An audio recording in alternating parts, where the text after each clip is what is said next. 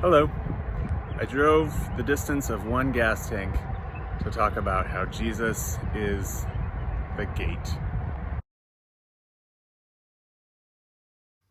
Hey there, it's your friend again, Cory Driver. Let's talk. So today is probably, depending on when you're watching this, Good Shepherd Sunday. Let's talk about Good Shepherds, but before that, let's talk about good gates. So thinking about John 10, it of course comes after John 9. And in John 9, you have the story of the man born blind and how some Pharisees have a real difficult time with Jesus because he heals by means of making mud on the Sabbath, which of course is a no-no, certainly according to that tradition. But other Pharisees say, look, he healed a man born blind. What are you going to do? He has to have come from God.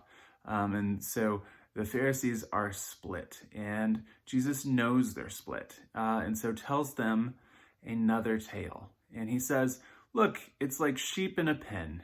And if you are a good shepherd, though it doesn't use that term, if you are a shepherd, you will go in by means of the gate. And the sheep will follow you, and you will take care of them, and they'll know your voice, and they will follow you. And that'll be great.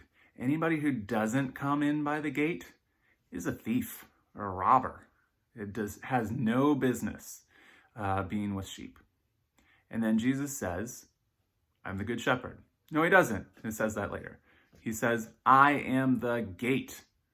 And so those who have a right to lead the sheep go through Jesus and are given access to the sheep by Jesus. And those who don't go through Jesus to get access to the sheep are robbers, are dangerous to the sheep.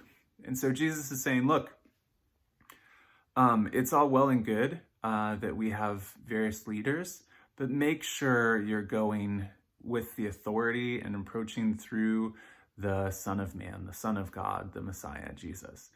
Because if you're not, you're going to mistreat the sheep. And in fact, some of the Pharisees, and we need to say some, throw the man born blind out of the synagogue because he testifies to Jesus. And so that's the sort of bad leadership. So as John 10 progresses, Jesus will then say that he's the good shepherd. But in this passage, 1 through 10, Jesus is saying he's really the gate who allows access. So it begs the question then, if Christian leaders and Christians are to be shepherds in this passage, what does a good shepherd look like? As long as we're approaching through Jesus, we tend to be shepherds, right? But what does that look like? So we circle back to Psalm 23, and you have these images of a good shepherd. A good shepherd provides for the sheep, green pastures and still waters. We have to think about what still waters would have meant in Southwest Asia, in the Promised Land, around Israel. Still waters are the rivers and wadis that are not going to flood. These are waters that are not flowing too fast, where the sheep can fall in and get washed away. It happens. There's sheep carcasses all over. And it's not one that's going to be flooded immediately. So it takes some know-how on the part of the shepherd to provide still water to the sheep. It's not just any water source. There's a lot of danger for sheep wandering around in the countryside, in the wilderness. You can get stuck in slot canyons. So this valley of deepest darkness, or the shadow of death, sometimes it's rendered, scary darkness, shadow things. These are slot canyons where you could have a sudden flood and die, be drowned as a sheep. And so what comforts the sheep in those slot canyons but the shepherd's presence? You are with me, it says. Your staff and rod comfort me. The shepherd is among the sheep and does not send them off and does not lose them, but is in the midst of the sheep, going through the situations with them, to protect them, to keep them safe, and using knowledge and thoughtfulness to protect them from danger.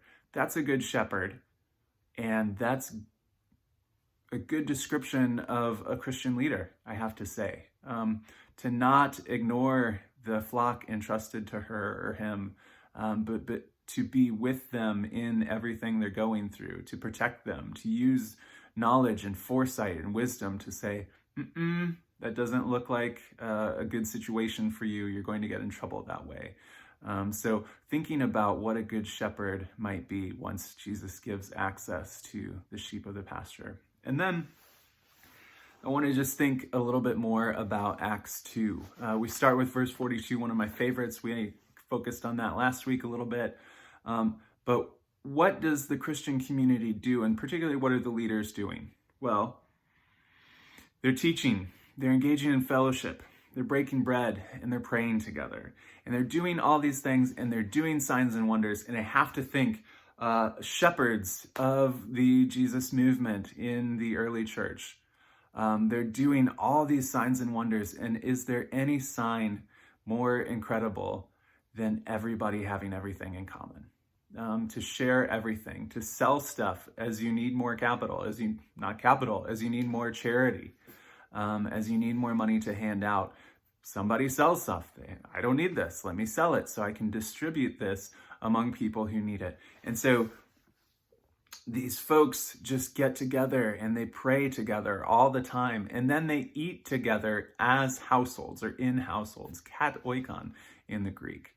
So eating together as households is a fixture of the early church, and the shepherds of the early church are making sure that people are sharing and caring and eating together as households as they are able to. And so in this time of COVID-19, when maybe some boundaries are being relaxed and maybe some folks are just concentrating on staying at home, what does good shepherding look like? And for those of us who have been welcomed into the flock of Jesus, how are we responsible for taking care of our neighbors? God is our provider. Jesus is the good shepherd, to be sure, though we don't read that in this passage. What does it look like to respond to God and Jesus's caretaking of us, to caretake of others? We are all our sisters and brothers' keepers. So as we are entering a new coronavirus time of whatever stage is next, what does it look like to eat with our households and to focus on taking care of our households? What does it look like to pray and fellowship and teach and eat as a community? And what does it look like to have a commonwealth, to hold our possessions in common, to not value my stuff or my rights or my needs any higher than anybody else's, but to say, oh, I can dispose of my stuff and my rights and my property if it means helping other people, to not put, I dare say, personal economies or economies writ large ahead of other humans, but to be willing to dissolve wealth in order to take care of the poor. What does that look like?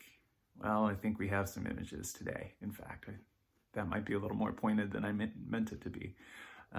But it's the practice of the early church. The response to Jesus being resurrected and freeing us from sin and death is to share all things in common, to eat together in a household, and to think about how we can be good shepherds of each other.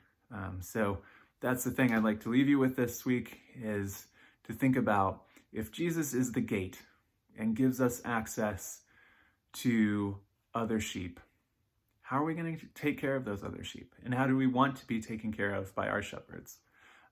So those of you who are in leadership, who have power and authority, how are you taking care of your sheep? Because Jesus has entrusted them to you as the gate.